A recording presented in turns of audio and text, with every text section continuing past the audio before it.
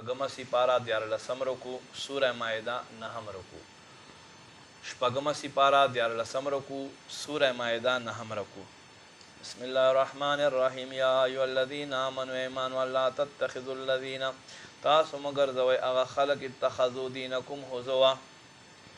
چا چې د ستاسو دین به طورې ټوکه وګرځولو ولعبا او به طورې لوبې من الذین د هغو خلکو نه اوتو الکتابه چاته چې کتاب ورکړلی شوی دی من قبلکم مخکې له ستاسو نه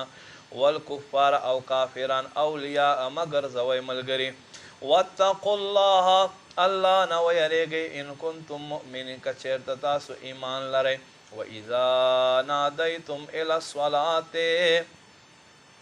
او هر کله چې تاسو ته اذان وشي مونځ ته اتخذوها هزوا ولعبا ته به ګورې چې دوی به ټوکې کوي خنداګانې به کوي ذلک دا بانهم قوم لا یعقلون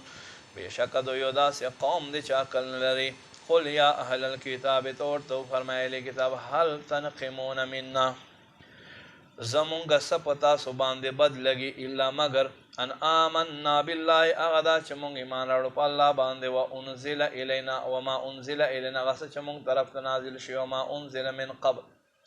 هغه چې مخکې نازل شوي وان اکثرکم فاسقون او بېشکه اکثر د ستاسو بې حکمه دي قل اے محبوبه ته ورته وفرمایه هل انبئکم آیا زه تاسو خبر درکم بشر من ذلک له دې نه په بدترې درجې سره مثوبة عند الله الله په نس باندې بدلې میلاو کېدلو سره من لعنه الله هر هغه سړی چا باندې چې الله لعنت وکړي وغضب علیه او چا باندې چې الله غضب وکړي وجعل منهم القردة والخنازیر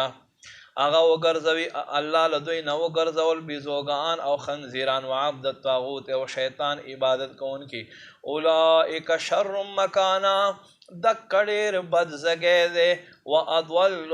سواء عن سواء السبیل او دا ډېر د نیغې لارې نه بې لارې کېدل دي واذا جاءوکم او هر کله چې دوی تاسو خواته راشي قالو دوی وایي آمنا مونږ ایمان راوړی وقد دخلوا بالکفر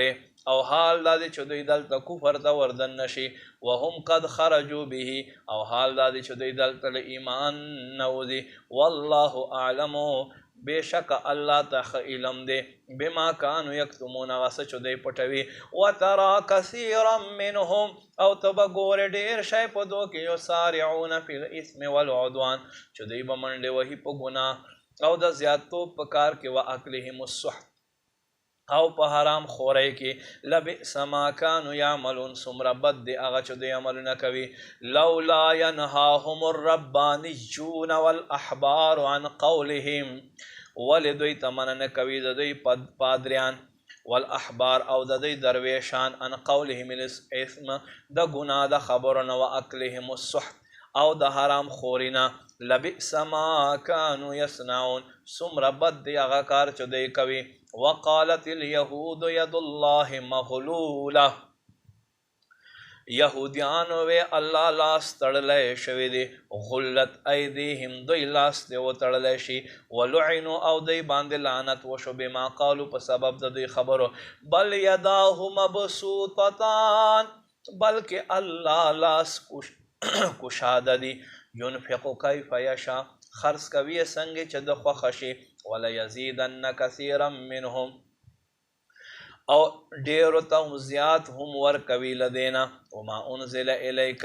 او هغه چې تا طرف ته نازل شوی الله یې په دې کې ورزیاتوي من ربک د ستا رب له جانبه پس سره طغیانا و کفر الله دوی ته زیاتوب ورکوي په سرکشي او په کفر کې والقینا بینهم العداوة والبغضاء واچولو مونږ دوی په منځ کې دشمني او بغض الی یوم القیامه تر ورځ د قیامت پورې کلما اوقدوا نارا هر کله چې دوی اور بلوي للحرب لپاره د جنگ اطفأها الله بیا ورمړوي ویسعون فی الارض فسادا او دوی منډوي په ځمکه کې فساد دپاره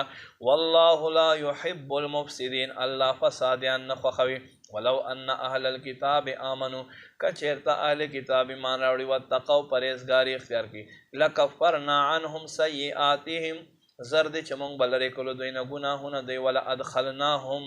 او زر دې چې مونږ به دوی دننه کړو جنات النعیم هغه نعمتونو وال او سکون وال باغونو ته ولو انهم اقاموا التوراة والانجیل او کچیرته دوی قائم ګرځولی او تورات او انجیل وما انزل الیهم من ربهم هغه چې دوی ته دوی رب له طرفه نازل شوی لاکلوا من فوقهم ضرور به دوی له بره نه خوراک کولو ومن تحت ارجلهم او ضرور د دوی خپو لاندې نه به دوی خوراک کولو